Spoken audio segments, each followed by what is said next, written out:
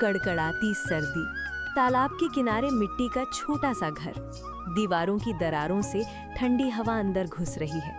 एक फटी रजाई में शामू और उसकी बेटी गुड़िया दुबके बैठे हैं। पिताजी, घर में राशन भी खत्म हो गया और जलाने को लकड़ी भी नहीं बची। कल सुबह क्या खाएंगे? ठंड कैसे काटेंगे? आज पूरा दिन गांव में भटका पर कोई काम ही नहीं मिला बेटा। जेब खाली है, दिमाग सुन्न पड़ा है। कल फिर जाइए ना काम ढूंढने, कहीं ना कहीं तो मिलेगा ही। मैं संभाल लूंगी, आप हिम्मत मत छोड़िए। जाऊंगा बेटा, जब तक ये बूढ़े हाथ चल रहे हैं तेरे सामने हार नहीं मानूंगा। बस तू साथ देना। सुबह की हल्की धुंध, शामू अलग अलग घरों के दरवाजे पर जाता है। काकी, जरा सुनिए, कोई भी छोटा मोटा काम हो तो बता दीजिए। 2 वक्त की रोटी के बदले जो कहोगी कर लूंगा। अरे तू वही ना, तालाब वाला मांस खाने वाला शामू? हमारा दरवाजा भी अपवित्र कर दिया। जा, हमारे यहाँ तेरे लिए कोई काम नहीं, दूर हट। काकी, काम से मतलब रखो, थाली से नहीं। भूख सबको लगती है, चाहे शाकाहारी हो या मांसाहारी। हमारे यहाँ मांसाहारी के लिए न काम है न जगह। काका, खेत में मजदूर चाहिए हो तो रख लो, जो मजदूरी ठीक लगे दे देना। बेटी के मुंह पर ताला लग गया है भूख से। तेरे जैसे को खेत में घुसने दूंगा तो पूरी फसल अपवित्र हो जाएगी। हम शाकाहारी हैं, मांस खाने वालों को काम देना पाप समझते हैं। आगे बढ़े यहाँ से, कुछ नहीं मिलेगा। इनके लिए मैं इंसान नहीं, सिर्फ मांसाहारी हूँ। न काम न इज्जत। शाम ढल रही है। गांव की सबसे बड़ी हवेली, शामू हिचकते कदमों से आंगन में प्रवेश करता है। आजा शामू, क्या हाल बना लिया है अपना? लगता है बहुत बुरे दिन चल रहे हैं तेरे। बोल, क्या काम है? सेठ जी, घर में ना अनाज बचा है न लकड़ी। बेटी 2 दिन से आधा पेट खा रही है। अगर आप 200-300 उधार दे दें, मैं मेहनत करके मूलधन लौटा दूंगा। पर एक बात साफ कहता हूँ, ब्याज मैं जिंदगी में नहीं दूंगा, न ब्याज को सही मानता हूँ। वाह रे, जेब में फूटी कौड़ी नहीं और बातें उसूलों की। बिना ब्याज के रुपए दूंगा तो मेरा क्या फायदा? मैं कोई धर्मशाला चलाता हूँ क्या? फायदा ये होगा सेठ जी कि एक मजबूर की जान बच जाएगी। आपकी तिजोरी से कुछ नहीं घटेगा, पर मेरे घर का चूल्हा जल उठेगा। ऊपर से जब दूंगा अपनी खुशी से दूंगा, पर उसे ब्याज नहीं कहूंगा। ठीक है, मान लेते हैं तू ब्याज नहीं देगा, पर मैं भी सेठ हूँ, मुफ्त में दया नहीं बेचता। तेरे लिए एक अलग तरह की शर्त है मेरे पास। कैसी शर्त सेठ जी? सीधी बोलिए, घुमा फिरा कर नहीं समझता मैं। अभी जो रुपए मांगे हैं पूरे दे दूंगा, ना ब्याज ना कुछ और। लेकिन अगर 1 महीने के अंदर अंदर तूने पैसा वापस नहीं किया तो बदले में तेरी बेटी का ब्याह मुझसे होगा। क्या? मेरी बेटी आपसे? सेठ जी, आप उसकी बाप की उम्र के हैं। लड़की कोई कर्ज की रसीद नहीं होती जो पैसे के बदले थमा दी जाए। ये कैसी बात कर रहे हैं आप? अरे मना कर दे, कौन जबरदस्ती कर रहा हूँ? बिना रुपए के भी रह सकता है तू। भूख और ठंड से दोनों की जान जाती है तो जाए। मैं तो बस सौदा रख रहा हूँ, एक तरफ रुपए, दूसरी तरफ तेरी बेटी। चुनना तुझे है। गरीब के लिए हमेशा 2 बुराइयां ही बचती हैं सेठ जी, एक आज की भूख, दूसरी कल का डर। ठीक है, रुपए दे दीजिए। 1 महीना मेरी जान पर भारी रहेगा, पर मैं जान लगाकर पैसे लौटाऊंगा। अपनी बेटी को आपके हवाले नहीं होने दूंगा। बस यही सुनना था। ये ले रुपए और ये कागज, इसमें तारीख लिखी है 1 महीना। इसके बाद या पैसा या बारात। घर में महीनों बाद रसोई की महक है। चूल्हा जल रहा है, पर श्यामू के चेहरे पर चिंता साफ दिखती है। पिताजी, आज तो लग रहा है जैसे कोई त्योहार आ गया हो। अनाज भी आ गया, लकड़ियाँ भी, चूल्हा भी जल रहा है। आपने तो कमाल कर दिया सच में। सामान आ गया है बेटा, पर इसकी कीमत इतनी भारी है कि सीना दबा जा रहा है। आज जो रोटी हम खा रहे हैं ना, उसके बदले मैंने तेरी पूरी जिंदगी दांव पे लगा दी है। और ये बात बताने से पहले ही मैं खुद से शर्मिंदा हूँ। आप ये कैसी बातें कर रहे हैं पिताजी? साफ साफ बोलिए ना, ये रुपए किस शर्त पर मिले हैं? आप मुझसे कुछ छुपाएंगे तो मैं और डर जाऊंगी।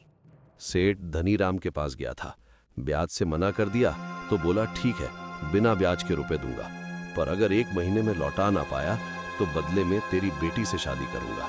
मैंने लाख मना किया, पर पेट की आग और ठंड ने मेरा मुंह बंद कर दिया।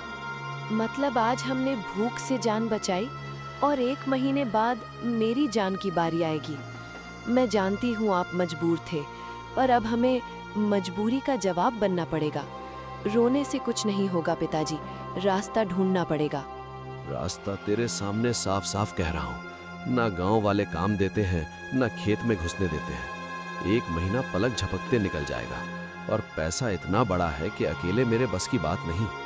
पिताजी, आप हमेशा कहते थे कि माँ के हाथ से सीखा हुआ आपका चिकन गांव में सबसे अच्छा बनता है।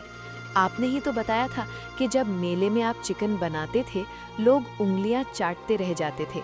क्यों ना हम वही चिकन बेचे? इस गांव में जहां लोग मुझे छूने से कतराते हैं, वहां मेरे ठेले से चिकन की प्लेट उठाएंगे। नहीं, यहाँ नहीं, पास वाला राजपुरा याद है ना, जहाँ मेलों में चिकन कबाब सब खुलकर बिकता है। वहाँ लोग मांसाहारी हैं, उन्हें स्वाद की कद्र है, जात पात की नहीं। सेठ से जो रुपए लाए हैं, उनका थोड़ा हिस्सा ठेला, बर्तन और शुरू का माल खरीदने में लगाइए।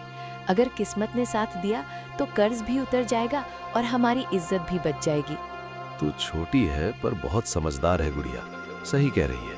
कर्ज में डूबने देने से अच्छा है उसी से धंधा खड़ा कर ले। चल, कल सुबह ही राजपुरा चलेंगे, तेरे बाप के हाथ का चिकन आजमाएंगे दुनिया पर।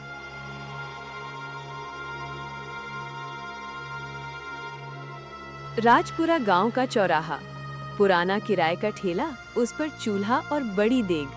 चिकन की खुशबू ठंडी हवा के साथ फैल रही है। आओ भरियों, गर्मा गर्म मसालेदार चिकन ठंड में जिस्म गर्म कर देगा, रोटी के साथ भरपेट खाने लायक।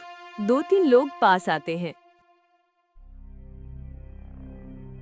पहले कभी नहीं देखा तुझे। हाँ, कहाँ से आया रे? और चिकन तो सच में दूर से ही सुगंध मार रहा है। पास के गांव से हूं मालिक।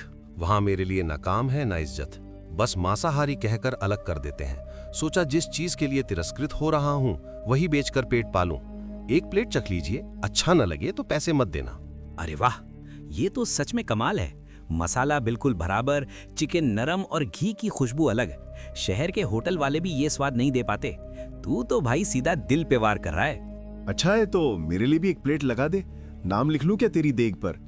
रोज शाम को यहीं जमाया करेंगे। देखिए पिताजी, लोग तारीफ कर रहे हैं, शायद सच में हमारे अच्छे दिन शुरू हो रहे हैं। अगर ऐसी ही भीड़ रही ना बेटा, तो सेठ का कर्ज भी उतरेगा और तेरे बाप की झुकी कमर भी सीधी हो जाएगी। बस स्वाद बना रहे, यही दुआ है। 2 हफ्ते बाद सफेद दाढ़ी वाला बुजुर्ग रामदीन चाचा आकर बैठ जाते हैं। बेटा, तेरे हाथ का चिकन तो पूरे गांव में चर्चा का विषय बन गया है। आज सोचा खुद चख लूं कि लोग फिजूल में तारीफ कर रहे हैं या सच में हुनर है। आप जैसे बुजुर्ग का ये कहना ही मेरे लिए सबसे बड़ा इनाम है चाचा। आप बताइए, नमक मसाला बराबर है ना? नमक मसाला तो ठीक है ही, सबसे बड़ी बात यह है कि तू ईमानदारी से कमा रहा है। सुना है किसी सेठ के चंगुल से निकलने के लिए ये ठेला लगाया तूने। घबराना मत, जब तक हमारा दांत चलेगा तेरी देख खाली नहीं रहने देंगे। आपके जैसे लोगों का भरोसा ही मेरी सबसे बड़ी पूंजी है चाचा।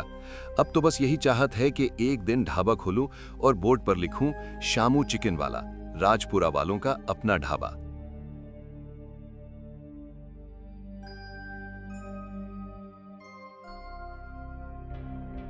एक दोपहर एक कार गांव में आती है। उसमें से एक आदमी उतरता है, लगभग 45 से 50 साल का। भाई, 1 प्लेट गर्मा गर्म चिकन देना जरा।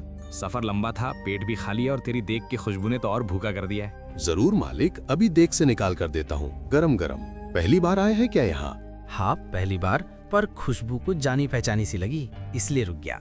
विजय प्लेट लेकर एक तरफ खड़ा होता है। पहला कौर मुंह में डालते ही जैसे कहीं खो जाता है। ये तो बिल्कुल माँ के हाथ वाला स्वाद है। वही मसाला, वही देग की खुशबू।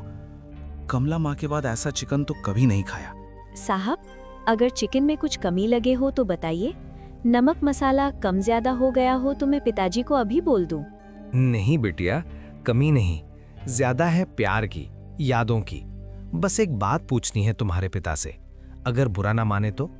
भाई, नाम क्या है तुम्हारा और किस गांव के हो? नाम शामू है, लोग अब शामू चिकन वाला कह देते हैं।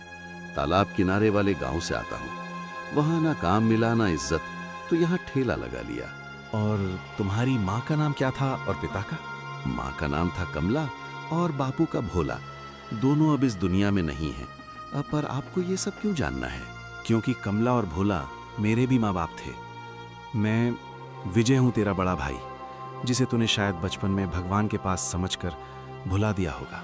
भैया, पर माँ तो कहती थी मेरा एक भाई था जो बचपन में ही मर गया। तो फिर आप? मरा नहीं था रे श्यामा।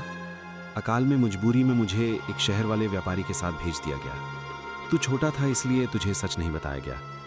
बाकी बात तेरे घर चलकर बताता हूँ, यहाँ भीड़ है। आज की रात हम भाइयों की होगी। श्यामू शुरू से अंत तक सेठ वाला किस्सा, ठेला, राजपुरा सब बता देता है। मतलब आधा से ज्यादा कर्ज तू अपने दम पर उतार चुका है, बस थोड़ा हिस्सा बचा है। अब आगे की चिंता छोड़ दे। कल सुबह सेठ के पास हम दोनों चलेंगे, उसका पैसा मैं चुका दूंगा, और उसके बाद उसकी हिम्मत नहीं होगी किसी और गरीब की बेटी को कागज के सहारे बंधक बनाने की। तो अब मुझे उस सेठ से शादी नहीं करनी पड़ेगी ना चाचा? कभी नहीं बेटा। जब तक तेरे सिर पर बाप और चाचा दोनों का हाथ है, कोई भी सेठ तुझे सौदे की चीज समझने की हिम्मत नहीं करेगा। अगली सुबह बिना बुलाए ही सेठ धनीराम तालाब वाले घर पर आ धमकता है। ओ शामू, बाहर निकल रहे। आज तेरे इम्तिहान का आखिरी दिन है। 1 महीना पूरा हो चुका है। अब या तो मेरे रुपए मेरी हथेली पर रख दे या तेरी बेटी को मेरी दहलीज पर पहुंचा दे। आज मैं खाली हाथ वापस नहीं जाऊंगा, ये तुझे भी पता है। सेठ जी, मानता हूं कि अभी तक पूरे पैसे नहीं जुटा पाया, पर आधे से ज्यादा रकम मेरे पास तैयार है। अगर आप 2 हफ्ते और की मोहलत दे दें तो मैं आपका सारा पैसा ईमानदारी से लौटा दूंगा। बस मेरी बेटी को इस सौदे से अलग रखिए। मुझे तेरे बहाने नहीं सुनने। मुझे तो बस ये कागज दिख रहा है जिस पर तेरी अपनी साइन है कि 1 महीने में पैसा नहीं लौटा तो बेटी मेरी। अदालत भी यही मानेगी कि तूने अपनी मर्जी से साइन किए हैं। अब पीछे हटकर दया की भीख मांगने का कोई मतलब नहीं। सेठ जी, पहले ये तो जान लीजिए कि किसी की भूख और ठंड का फायदा उठाकर उससे करवाए गए साइन को कानून में मजबूरी की साइन कहते हैं, सौदा नहीं। और रही बात पैसों की, तो आपका मूलधन आप किसी की जिंदगी और इज्जत के बदले में नहीं, सीधे आपके हाथ में नकद जाएगा। गिन लीजिए, जितना पैसा आपने दिया था उतना ही है, ना 1 रुपया कम ना ज्यादा। आपने खुद कहा था ब्याज नहीं लोगे, तो अब ये मूलधन ले हमारा पीछा छोड़िए। तू आखिर है कौन जो ये गरीब चिकना वाले का इतना बड़ा कर्ज यूं ही उतार रहा है? कल तक ये मेरे सामने गिड़गिड़ा रहा था और आज तेरे साथ खड़ा हो गया। ये सब क्या खेल चल रहा है यहाँ? मैं इसका बड़ा भाई हूँ, जो सालों पहले तुम्हारे जैसे ही लालचियों की वजह से घर से बिछड़ गया था, और अब मेहनत करके इतना कमा लिया है कि अपने भाई की इज्जत को पैसे की कमी के आगे गिरने नहीं दूंगा। कर्ज अब चुक चुका है, और अगर आज के बाद तुमने किसी भी गरीब की बेटी पर कागज के दम पर हक जताने की कोशिश की, तो इस बार मुकाबला झोंपड़ी में नहीं, थाने, अदालत और अखबारों में होगा, जहां तेरी हवेली की हर ईंट का हिसाब पूछा जाएगा। धनीराम चुपचाप थैला लेकर लौट जाता है। कुछ महीने बाद राजपुरा चौराहे पर अब पक्की दुकान है। बोर्ड पर लिखा है श्यामू दा ढाबा चिकन स्पेशल। देख श्यामा, ठेले से शुरू हुआ सफर अब ढाबे तक पहुंच गया है। मेज, कुर्सी, बोर्ड, भीड़ सब बता रहे हैं कि तेरा हुनर लोगों ने अपना लिया है। बस अब मेहनत और ईमानदारी बनाए रखना, आगे और भी बढ़ सकता है ये नाम। ये ढाबा सिर्फ मेरा नहीं भैया, गुड़िया की अकल, आपकी मदद और मेरे हाथ तीनों की कमाई है। सोचा भी नहीं था कि कभी अपना नाम लिखेगा बोर्ड पर, श्यामू दा ढाबा। कभी कभी सबसे कड़वी ठंड, सबसे गहरे जख्म और सबसे बड़ी तन्हाई मिलकर इंसान को वहां पहुंचा देती है जहां उसका हक होता है, बशर्ते वो हार न माने, अपने हुनर और अपने लोगों पर भरोसा बनाए रखे। गांव का नाम था रामपुर। चारों ओर हरियाली, बीच में पगडंडी और लोगों के चेहरों पर मेहनत की चमक। उसी गांव के कोने में एक पुराना सा पर सुगंध से भरा ठेला था, माधव चिकन करी वाला। माधव अपने काम में निपुण था। उसकी करी का स्वाद इतना मशहूर था कि लोग दूर दूर से खाने आते थे।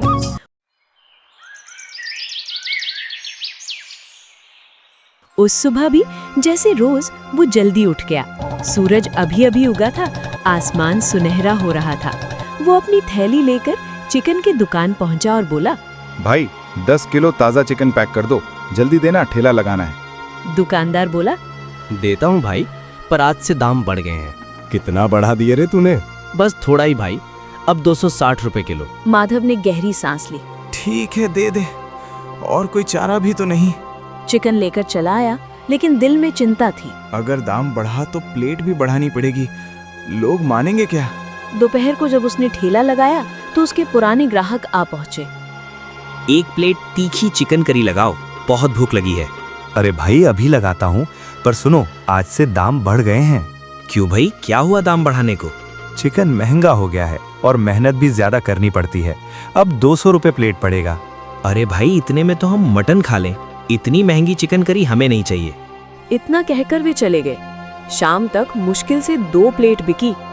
माधव ठेले के पास बैठा और सोचने लगा, अब क्या करूं? अगर यही हाल रहा तो ठेला बंद करना पड़ेगा। तभी एक अजनबी आया, धोती कुर्ता पहने हुए और चेहरे पर मुस्कान। भैया, एक प्लेट मटन करी देना। मटन नहीं है भाई, चिकन करी है। दूं क्या?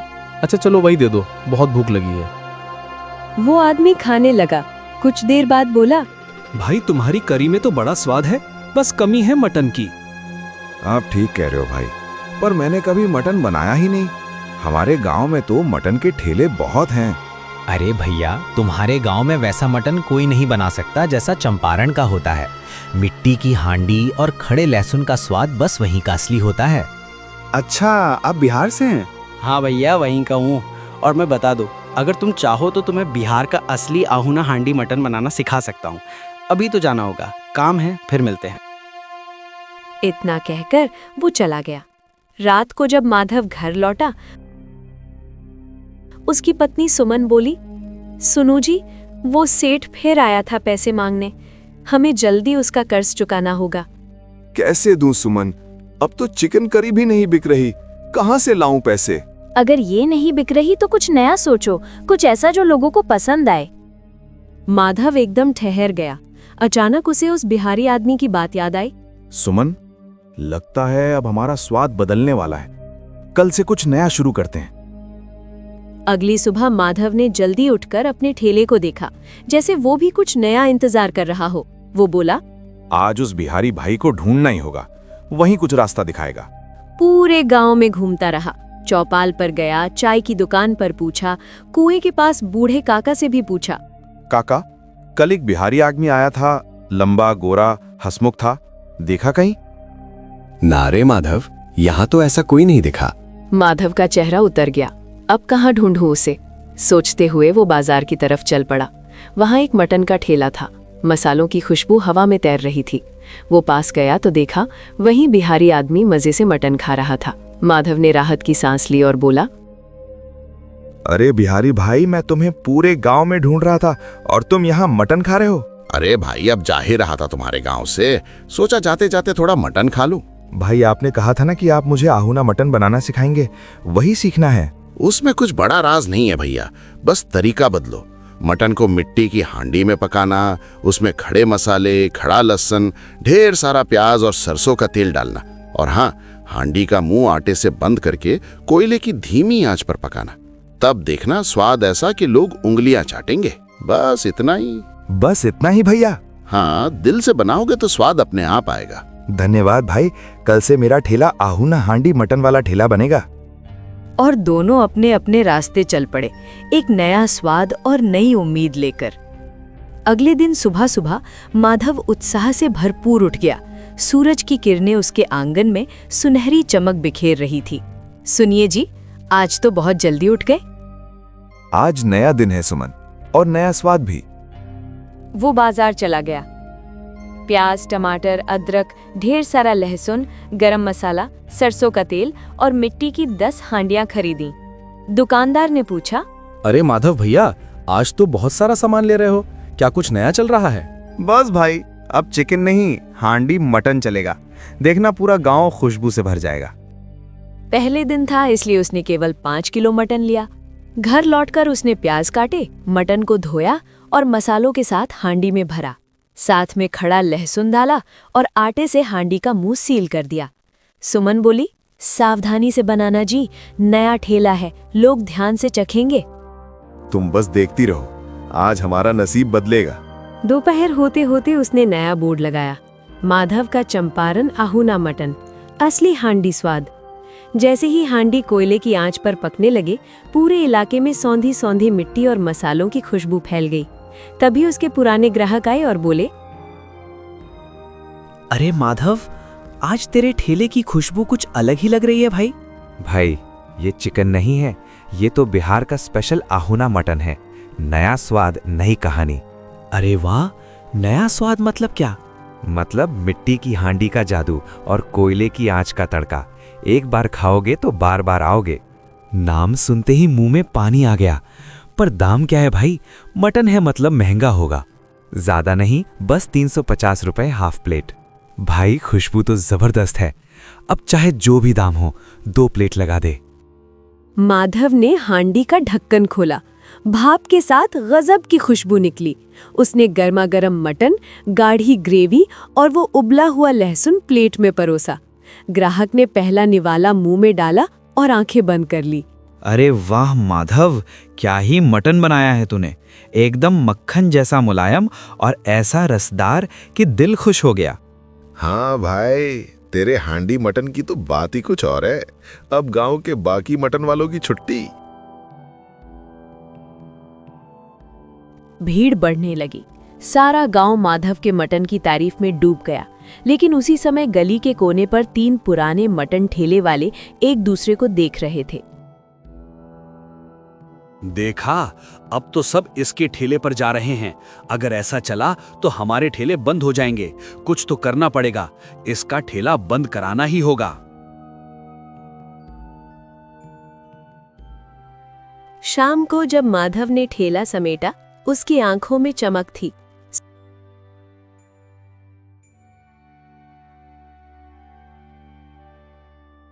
सुमन ने पूछा, कैसा गया दिन? आज का दिन सबसे अच्छा था। आहूना मटन ने कमाल कर दिया। लेकिन उसे क्या पता था कि अब उसकी असली परीक्षा शुरू होने वाली थी। अगले दिन सुबह माधव पूरे जोश में था। कल के शानदार दिन की याद अभी भी उसके चेहरे पर मुस्कान बनकर झलक रही थी। वो गुनगुनाते हुए हांडियों को आंच पर चढ़ा रहा था। मसालों की खुशबू फिर से पूरे चौराहे पर फैल रही थी। तभी उसके पास तीनों पुराने मटन ठेले वालों में से 2 आए। अरे माधव भाई, जरा इधर तो आना, 2 मिनट बात करनी थी। कहो भाई, क्या बात है? कुछ नहीं, बस तुम्हारा मटन तो पूरे गांव को दीवाना कर गया। अब हमारे ठेले पर कोई नहीं आता। सोचा हमें ही अपने पास काम पर रख लो। अरे भाई, मेरा ठेला इतना बड़ा कहाँ कि किसी को नौकरी दूं। मैं तो खुद ही मुश्किल से संभालता हूँ। दोनों ने बनावटी मुस्कान दी और बोले, ठीक है माधव, जैसा ठीक समझो, हम चलते हैं। इतना कहकर वो दोनों धीरे धीरे आगे बढ़ गए। माधव को क्या पता, उसी वक्त तीसरा ठेले वाला पीछे से आकर खुली हुई हांडी में एक छिपकली डाल गया और चुपचाप भीड़ में गायब हो गया। कुछ देर बाद गांव के मुखिया और उनका एक साथी वहां पहुंचे।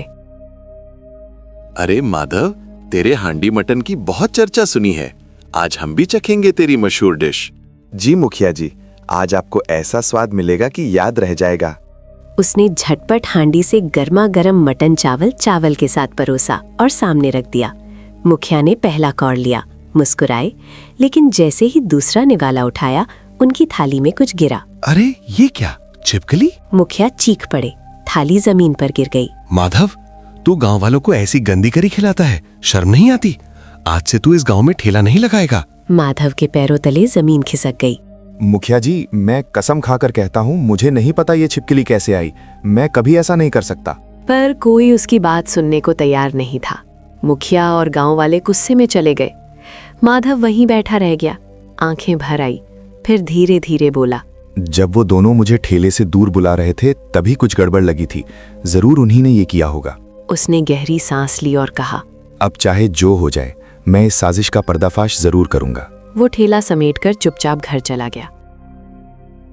लेकिन इस बार उसके दिल में डर नहीं, इंसाफ की आग जल रही थी।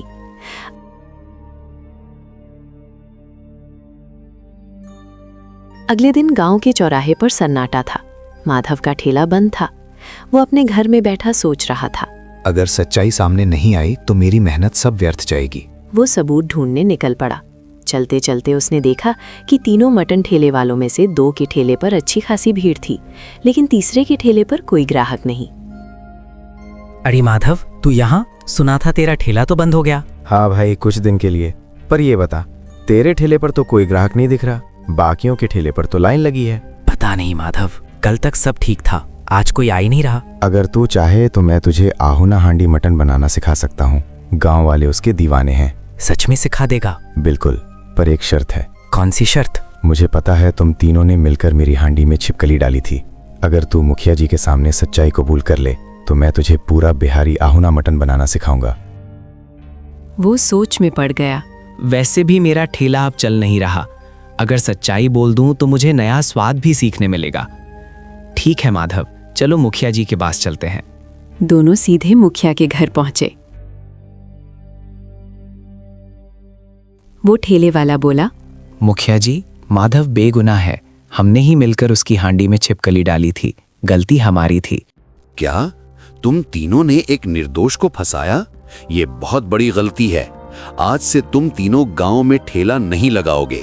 फिर उन्होंने माधव की तरफ देखा और मुस्कुराकर कहा, और माधव, आज से तू ही गांव का अकेला स्पेशल मटन वाला होगा।